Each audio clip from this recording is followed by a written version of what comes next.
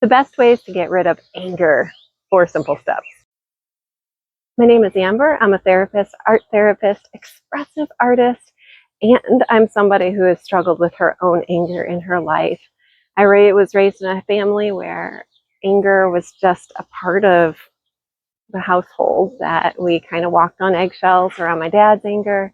My brother was angry a lot, and there was just a lot of tension. And in my teen years, I also got that anger feeling, and I didn't know what to do with it. And I turned my anger inwards. So anger is one of those emotions that once we have it, we don't know what to do with it. Sometimes we want to point the finger outwards and say it's their fault. Sometimes we point the finger inwards and say, it's my fault. I'm a burden. Something's wrong with me. But neither of those are healthy options. So let me give you 4 different ways of managing anger in healthy ways. So the very first step, step 1, is naming it. We got to know what it is. We got to know, because what anger does is it overrides our logical part of our brain, the frontal lobe, and we just feel overwhelmed. We feel like our mind is out of control, or we're overwhelmed with emotions.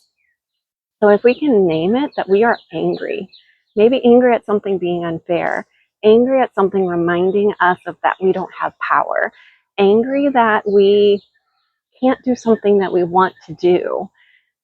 Anger, feeling stuck. I'm angry that I'm stuck. So name it first. That's step 1. Step 2 is sitting with it. Sitting with anger is uncomfortable because it makes us feel like our insides are on fire. It makes us feel like our skin is crawling. It makes us want to punch and run or just curl up in a ball. We have a lot of different reactions, a lot very similar to the fight, flight, freeze, or fawn response. But what we do is we sit with it after we name it, and we recognize that it is a part of us. And just allowing it to be in the present moment with us. It's not a friend, it's not a foe, it just is. It's a part of us.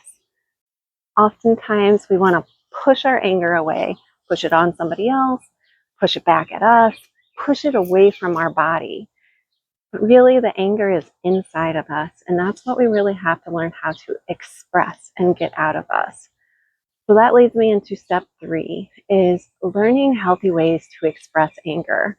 So I'm going to absolutely suggest creative ways. So I have creative ways that I express anger through art, through dancing, through singing, through drumming,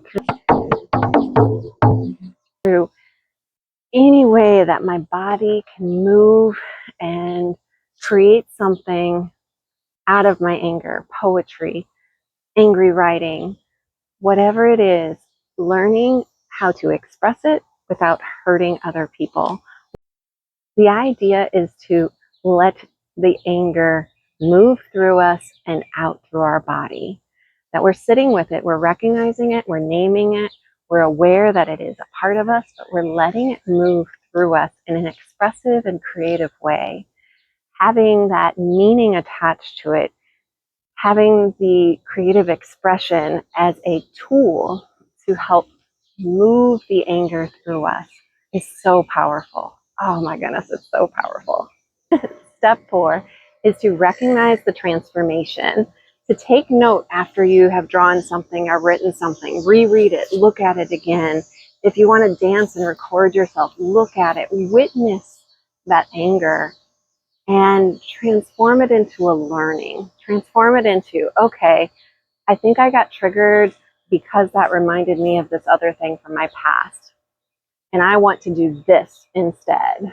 And so the transformation part is really cool because it's actually us reprogramming our brain, or rewiring our brain to recognize our anger is changeable and recognize a different neural superhighway that we can take. We don't always have to take the same road of blame or take the same road of self-criticism. We can take a new road of expressing our anger through creativity. So it's so powerful, and I hope that you do try this.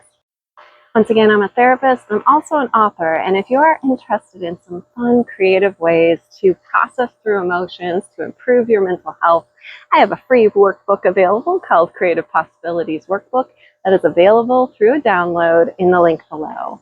So it offers so many different ideas that you can just page through. It's not a chronological book. It's an open and just try something kind of book.